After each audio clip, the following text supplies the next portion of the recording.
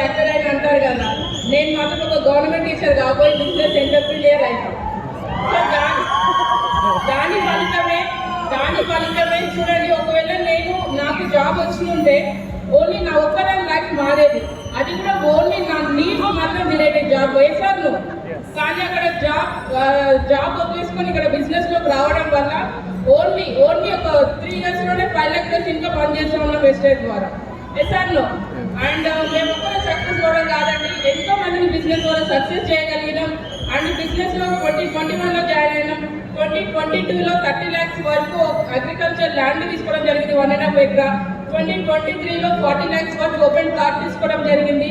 And 2024లో 60 lakhs వరకు open plot తీసుకోవడం జరిగింది. ఒకవేళ నాకు జాబ్ వచ్చి ఉంటే, నేను జాబ్ చేస్తుంటే ఇవన్నీ పాసిబుల్ అయ్యేటియా? లేదు. ఇవన్నీ పక్కన పెడితే ఇంకోటి ఏంటి అని అంటే, మా ద్వారా ఎంతో మంది లైఫ్ మారుతా ఉంది.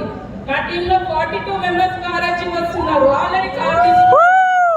5 members 2 lakhs income achievers and 13 members 1 lakh income achievers. ఇంతకంటే ఏం కావాలండి జిందగీ మారడానికి? అవునే కదా. మేము మాత్రమే కాదు, మాతో పాటు ఎంతో మంది లైఫ్ మారుతుంది వెస్టేజ్ ద్వారా. అండ్ గ్రేట్ రికగ్నిషన్స్ కూడా చూసింది కదా, టీయూసీ రికగ్నిషన్ ఎంతమంది కావాలండి. సో ఖచ్చితంగా డెసిషన్ తీసుకోండి. అండ్ ఇంకా ఇండియన్ గవర్నమెంట్ కూడా మమ్మల్ని గుర్తించి రోజు నేషనల్ అవార్డు ఇవ్వడం జరిగింది, యూత్ ఎంటర్ప్రీనియర్ అవార్డు.